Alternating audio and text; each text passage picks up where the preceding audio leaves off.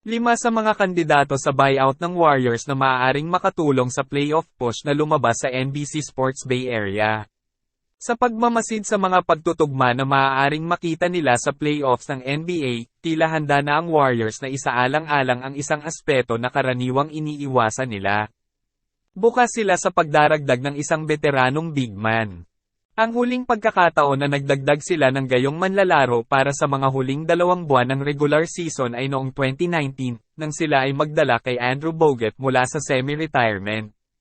Hindi siya naglaro ng malaking mga minuto, ngunit may mga pagkakataon na nagagampanan niya ang kanyang layunin.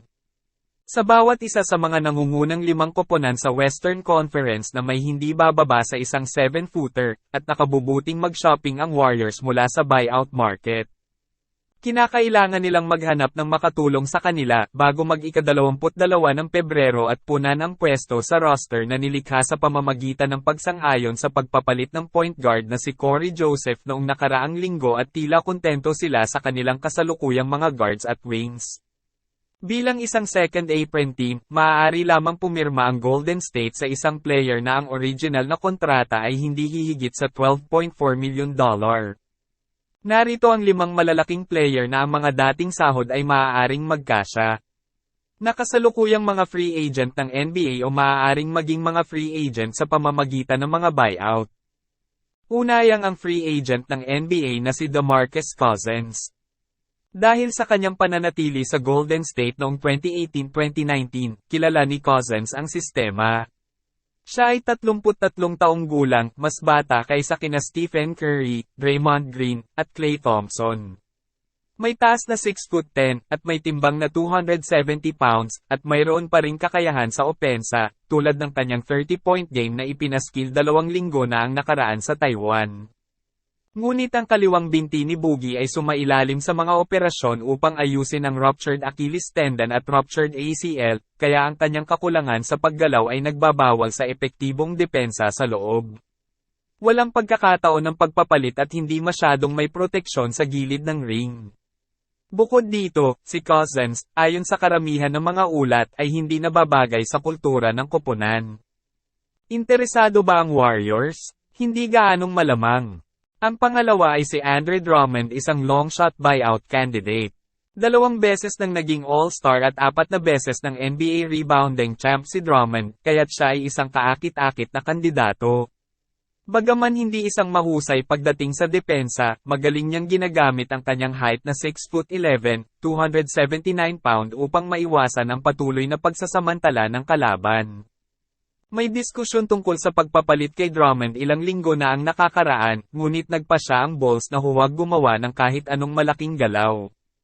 Ayon sa mga kamakailang ulat, malamang na manatili si Drummond sa Chicago habang hinahabol nito ang isang pwesto sa Eastern Conference Play-in Tournament, sa ilang pagkakataon na nakikibahagi sa court kasama ang starting center na si Nikola Vucevic. Ang pangatlo ay si Robin Lopez, isang anticipated buyout. Ang dating Stanford big man ay may taas na 7'1", may timbang na 280 pounds at handang maging pisikal. Siya rin ay uri ng masayahin at palabiro na karakter, at nagustuhan siya ng kanyang maraming dating mga kakampi. Madali siyang makakahanap ng pwesto sa locker room ng Golden State.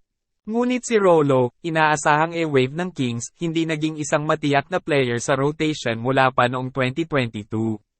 Naglaro lamang siya ng 65 minuto para sa Bucks ngayong season bago siya ipinagpalit noong nakaraang linggo.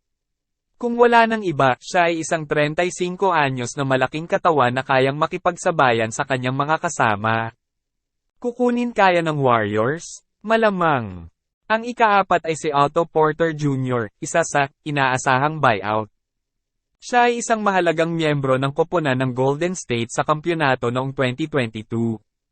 Pumirma ng 1-year contract at the veterans minimum, nagpakita si Porter sa pamamagitan ng pag-score habang nagbibigay din ng presensya sa paint area. Kanyang nakamit ang isang 2-year contract sa Toronto. Ngunit kinailangang maging maingat ang Warriors sa paggamit kay Porter, na ang kaliwang paa ay nangangailangan ng regular na pag-aalaga at pahinga. Nawala siya ng 19 games sa regular season at 3 panglaro sa postseason. Naglaro lamang siya ng 8 laro sa kanyang unang season sa Raptors at 15 games lamang bago siya ipinagpalit sa Utah noong nakaraang linggo. Iisipin ba ng Warriors ang 30 taong gulang? Tanging kung siya ay makapasa sa isang physical examination, at may mga seryosong pag-aalinlangan tungkol dito. At panglima at ang natatanging available ay si Thaddeus Young na sure na magagamit ng Warriors.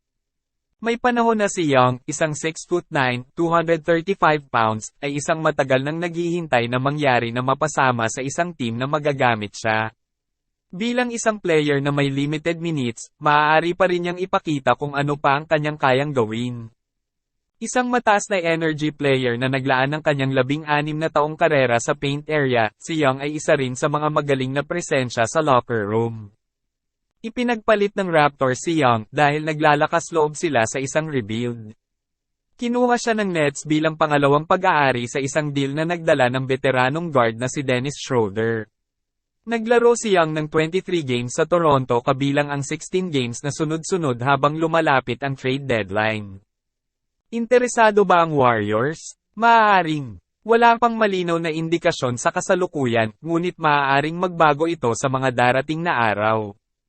Ngunit kung maglalaro sila sa play-in tournament at makakapasok sa playoffs, walang paraan na maiiwasan nila ang lahat ng 7-footer, kabilang sina Nikola Jokic ng Nuggets, Rudy Gobert at Karl Anthony Towns ng Timberwolves, Ivica Zubac ng Clippers, Chet Holmgren ng Thunder, Jusuf Nurkic ng Suns, Jonas Valanciunas ng Pelicans.